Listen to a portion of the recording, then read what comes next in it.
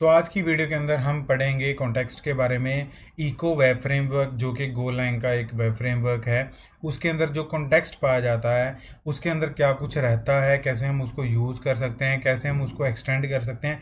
तो ये सारी चीज़ें हम इस वीडियो के अंदर कवर करने वाले हैं। आपका बस एक ही काम है कि आपको वीडियो पूरा अंत तक देखना है। जो लोग चैनल के ऊपर नए हैं तो वो चैनल को जरूर सब्सक्राइब कर लें। तो चलिए बढ़ते हैं। पहले हम ये जानेंगे कि कॉन्टेक्स्ट होता क्या है, उसके अंदर रहता क्या है। तो जैसे मान लो कि हमारा कोई भी एपीआई है, ठीक है। अब उस एपीआई के अंदर हम जब भी कोई डेटा भेजते हैं, चाहे वो एज ए बॉडी हो, चाहे वो एज ए पैरामीटर हो। पैरामीटर मेरा मतलब है कहने का वो यूआरएल में जो हम पैरामीटर्स भेजते हैं ना, चाहे वो हो, चाहे वो क्वेरी पैरामीटर हो, तो वो किसके अंदर से हम गेट कर सकते हैं? कॉन्टेक्स्ट के अंदर से गेट कर सकते हैं। लाइक मैं फॉर एग्जांपल देता हूँ। जैसे हम लिखते हैं c dot request dot body, तो उसमें क्या आता है हमारे पास, जो हम यूआरएल के अंदर बॉडी में डेटा भेजते हैं तो वो उसके अंदर आता है, ठीक है। तो अब अगर पाथ मतलब पैरम वाला डेटा हमने गेट करना है तो वो किसके अंदर आएगा? सी डॉट पैरम करके, ठीक है। अगर हमें क्वेरी पैरामीटर वाला गेट करना है तो सी डॉट क्वेरी। ऐसा कुछ है कि कॉन्टेक्स्ट के अंदर ही सारी इंफॉर्मेशन रहती है जो भी हमारा यूआरएल है, ठीक है। तो ये तो होगी रिक्वेस्ट की बात। अब यहाँ पे इन्होंने बताया हुआ है इसके अंदर रिस्पॉन्सेज भी रहते हैं। रिस्पॉन्सेज लाइक कि जैसे आप मान लो आपने कोई यूजर का डेटा है जो वो डेटाबेस में सेव करवा लिया, ठीक है। वो सेव सक्सेसफुली हो चुका है मोंगोडीबी के अंदर या सीक्वल डीबी के अंदर, ठीक है। तो अब आपने क्या करना है, एक सक्सेस का रिस्पॉन्स भी तो रिटर्न करना है। तो वो क्या कौन हेल्प करता है आपको रिटर्न करने में? कॉन्टेक्स्ट, ठीक है। क्या क्या कौन हेल्प करता है आपका? कॉन्टेक्स्ट। तो ये है। तो यहाँ पे आप देख सकते हैं, यहाँ पे रिस्पॉन्स रिक्वेस्ट हैंडल करता है, रिस्पॉन्स हैंडल करता है, reference path, path parameter, data registered handle and API request response जो है वो ये सारा कुछ हैंडल करता है। रीड कर सकते हो, राइट कर सकते हो, दोनों चीज़ें ये कर सकता है, ठीक है। तो कॉन्टेक्स्ट है वो किस टाइप का हुआ? हमारा इंटरफेस टाइप का हुआ, ठीक है। It is easy to extend it with custom APIs.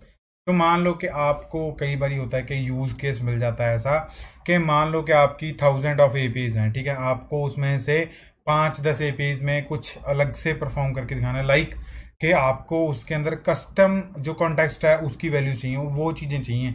तो वो हम कैसे कर सकते हैं? तो इको फ्रेमवर्क के अंदर वो भी ये प्रोवाइड करता है। आप उसको कैसे कर सकते हो? तो चलिए अभी इसको प्रैक्टिकली देखते हैं। तो यहाँ पे इसने पूरा मॉड्यूल बनाया हुआ है, मतलब एक पूरा टॉपिक बनाया हुआ है कि आप उसको कैसे कस्टमाइज कर सकते हो, ठीक है जी। तो हम क्या करेंगे, इस पूरे कोड को कॉपी करेंगे, वीएस कोड में चलेंगे, वहाँ पे इसको लाइन बाय लाइन समझेंगे ताकि हम इसको बेटर अंडरस्टैंडिंग के साथ जो है वो सीख सकें। तो यहाँ पे इन्होंने क्या किया हुआ है, कस्टम कॉन्टेक्स्ट जो है वो यहाँ पे बनाया हुआ है, जो कि किस टाइप का है? स्ट्रक्ट टाइप का है। उसके अंदर क्या है, मतलब एज वैल्यू क्या जा रहा है? इको का कॉन्टेक्स्ट, जो इको वालों का खुद का कॉन्टेक्स्ट है वो यहाँ पे पास किया हुआ है, ठीक है। तो उसके बाद क्या है, यहाँ पे दो मेथड्स हैं, फंक्शन नहीं है, क्या है? मेथड्स हैं। क्यों मेथड्स क्यों है? क्योंकि हमने इनके क्या बनाया हुआ है, एक रिसीवर बनाया हुआ है। तो यहाँ पे क्या है, ये रिसीवर किस टाइप के हैं? कस्टम कॉन्टेक्स्ट टाइप के हैं। तो जब भी हम इसका रेफरेंस बनाएंगे कोड के अंदर तो उसके ज़रिए हम फू और बार को जो है वो एक्सेस जो है वो कर पाएंगे। तो इसके अंदर क्या प्रिंट कराया हुआ है हमने? फू प्रिंट कराया हुआ है। बार के अंदर क्या प्रिंट कराया हुआ है? हमने बार प्रिंट कराया हुआ है। तो ये दोनों क्या हैं? कस्टम कॉन्टेक्स्ट के मेथड्स हैं। तो आप इसके अंदर अपना लॉजिक जो है वो आराम से लिख सकते हैं। लाइक अगर आपने 2 नंबर का सम करवाना है तो यहाँ पे आप उसको ऐसे कैसे लिख सकते हो, like A plus B return A plus B, ठीक है। तो इसको ऐसे एज एन इंटीजर लिख सकते हो, लाइक समथिंग लाइक दिस, ठीक है। तो यहाँ पे ये पूछ रहा है कि ए बी की वैल्यू क्या है, तो आप उसको अपने अकॉर्डिंगली इसमें पास कर सकते हो ताकि वो सही से जो है यहाँ पे आंसर को रिटर्न कर दे, ठीक है। तो इस तरीके से आप कस्टम चीज़ें जो है यहाँ पे लिख सकते हो अपने अकॉर्डिंगली। तो अब आगे देख लेते हैं, आगे क्या है। तो यहाँ पे क्या बोलता है, ये क्या, create a middleware to extend default context. मतलब क्या है कि हमें एक मिडलवेयर जो है वो क्रिएट करना पड़ेगा। अब मिडलवेयर क्या है? बीच का आदमी, ठीक है। मिडलवेयर क्या है? बीच का आदमी। लाइक मैं अगर आपको जर्नल लाइफ एग्जांपल दूं अगर, तो मान लो कि आप क्या है किसी से बात कर रहे हो, लाइक मैंने अपने फ्रेंड को बोलना है कि भाई आते हुए बाजार से ये सामान ले आना। अब क्या है कि नेटवर्क जो है उसका फ़ोन लग नहीं रहा बट उसका नेट चल रहा है, तो इंटरनेट के ज़रिए मैं क्या कर सकता हूँ, उसको व्हाट्सएप कर सकता हूँ, फेसबुक कर सकता हूँ, इंस्टाग्राम कर सकता हूँ, कोई भी सोशल मीडिया प्लेटफॉर्म जो है उसके ज़रिए अपना मैसेज जो है उसकी तरफ पहुँचा सकता हूँ। तो मिडल वेयर जो है वो इस टर्मिनोलॉजी को रिप्रेजेंट करता है, जो बीच का आदमी होता है, जो कि रिक्वेस्ट एंड सर्वर के बीच का काम करता है। ठीक है। To extend the default context, जो हमने ऊपर बनाया है एक्सटेंड द डिफ़ॉल्ट कॉन्टेक्स्ट, उसको ये क्या करता है, एक्सटेंड करने का हेल्प करता है। तो हमने ये कोड कॉपी करना है, इसको लगाना कैसे है वो भी मैं आप लोगों को बताऊंगा। तो यहाँ पे मैंने ये मेथड्स के बारे में अगर आप लोगों को समझ आ गया है तो वीडियो को एक लाइक कर दें, अदरवाइज कमेंट करके मेरे को बताएं अगर आपका कोई भी डाउट है। तो यहाँ पे क्या किया हुआ हमने, यहाँ पे इको का इंजन जो है वो यहाँ पे इनिशियलाइज किया हुआ है। बिल्कुल इसी के नीचे जो है हमने क्या करना है, इसको यूज़ करना है, लाइक ई डॉट यूज़। उसके बाद ये क्या पैरामीटर लेता है, ये एक मिडलवेयर इको मिडलवेयर फंक्शन लेता है।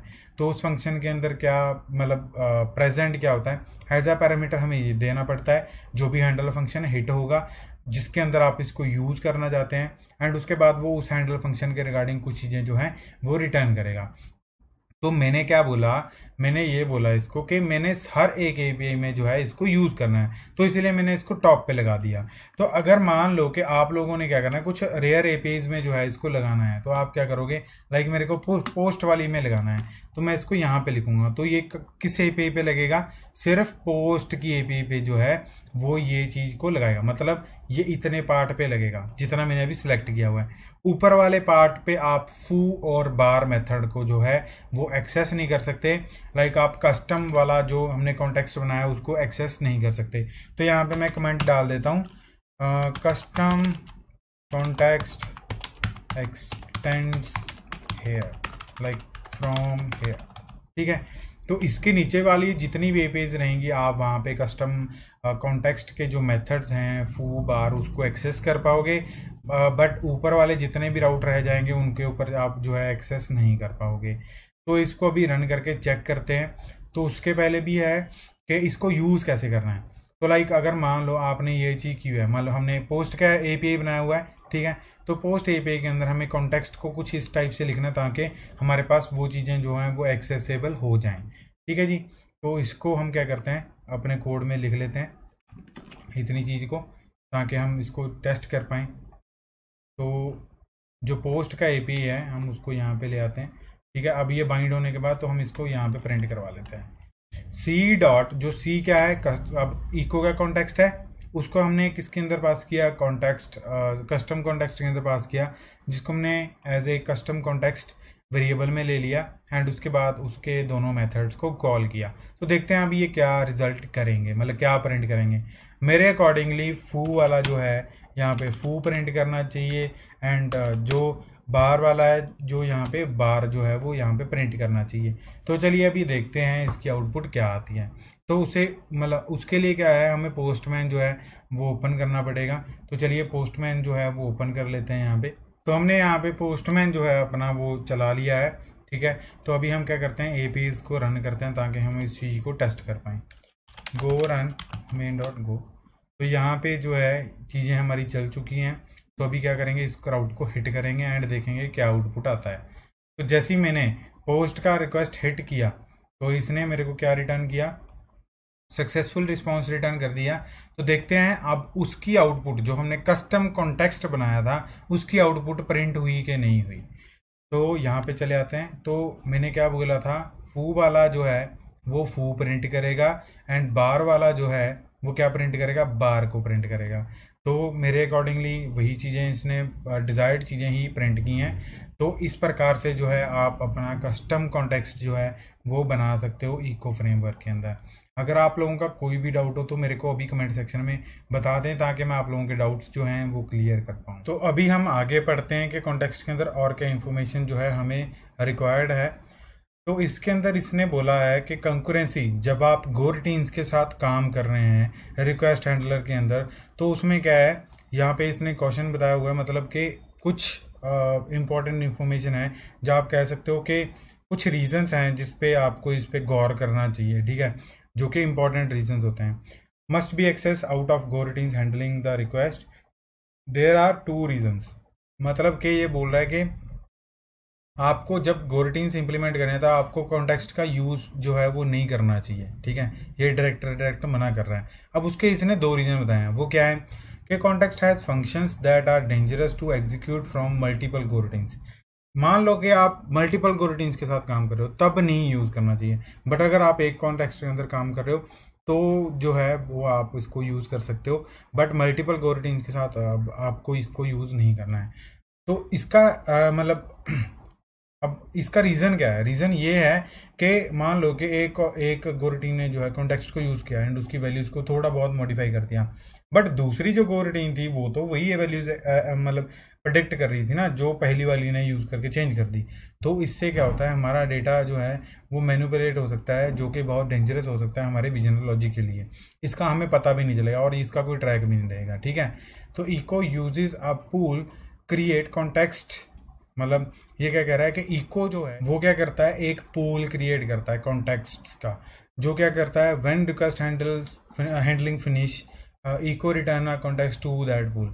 मतलब जो इसने पूल क्रिएट किया हुआ है, जब भी रिक्वेस्ट हैंडल ख़त्म कर दिया अपना काम तो वो इस पूल के अंदर रिटर्न हो जाती है, ठीक है। तो ये दोनों चीज़ें हैं जिसके कारण ये बोल रहे हैं कि कॉन्टेक्स्ट को आपको मल्टीपल गोरटीन्स के अंदर जो है वो नहीं यूज़ करना चाहिए।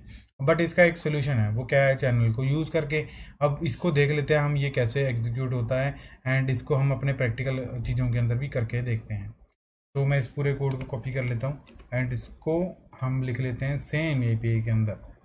तो यहाँ पे मैं क्या करूँगा, आपको लाइन बाय लाइन हर एक चीज़ का जवाब दूंगा, ठीक है, जिससे आपको समझ आ जाएगा।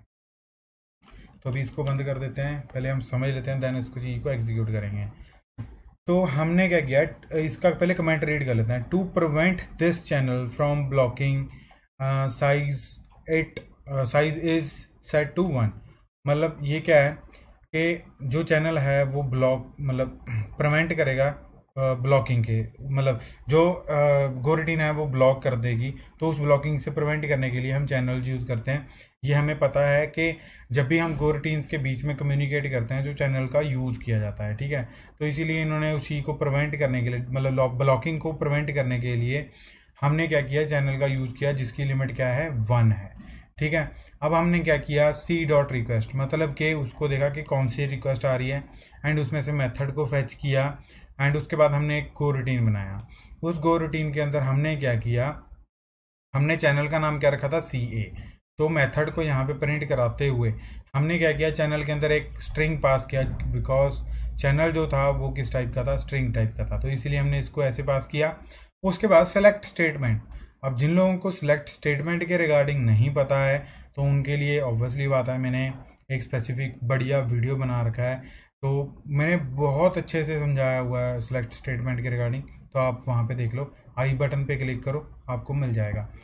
तो उसके बाद क्या है, यहाँ पे हमने सिलेक्ट स्टेटमेंट क्या करेगी, जितने भी चैनल के अंदर वैल्यूज़ आ रही हैं वो उनको प्रिंट करवाता रहेगा, प्रिंट करवाता रहेगा। अदरवाइज क्या है कि जैसे ही उसका कॉन्टेक्स्ट पूरा हुआ तो वो यहाँ से रिटर्न करवा देगा, मतलब कि मैक्सिमम वैल्यू तक रीच किया तो उसने यहाँ से उस चीज़ को रिटर्न करवा देना है। तो देख लेते हैं अभी इसके अंदर क्या आउटपुट आएगा, ठीक है। तो इसको हम रन करते हैं एंड दोबारा से हमारा API जो है वो रन करते हैं, गो run main dot go, and हमारा पोस्टमैन पे हम आ चुके हैं। तो जैसे ही मैंने इसको एग्जीक्यूट किया तो उसने रिजल्ट रिटर्न कर दिया है, बिकॉज उसका रीज़न क्या है अभी चेक कर लेते हैं। तो अगर मैं रीज़न आप लोगों को बताऊं, हमने CA के अंदर क्या पास किया था, है वैल्यू पास किया था, एंड CA ने कहाँ पे वैल्यू जो है वो रिटर्न की थी, रिजल्ट के अंदर। तो जैसे ही हमने API को एग्जीक्यूट किया उसने क्या रिटर्न कराया, C डॉट स्ट्रिंग, मतलब कि जो भी हम वैल्यू रिटर्न करेंगे वो एज ए स्ट्रिंग जाएगी, उसके अंदर HTTP स्टेटस जो है वो ओके होगा, ओके का मतलब 200 होगा। तो मैं आप लोगों को यहाँ पे चेक करवा देता हूँ, 200 है ना, ठीक है। तो यहाँ पे 200 आया एंड उसके बाद रिजल्ट के अंदर क्या आएगा, हमारा हे वैल्यू आएगा जो कि रिजल्ट के अंदर था।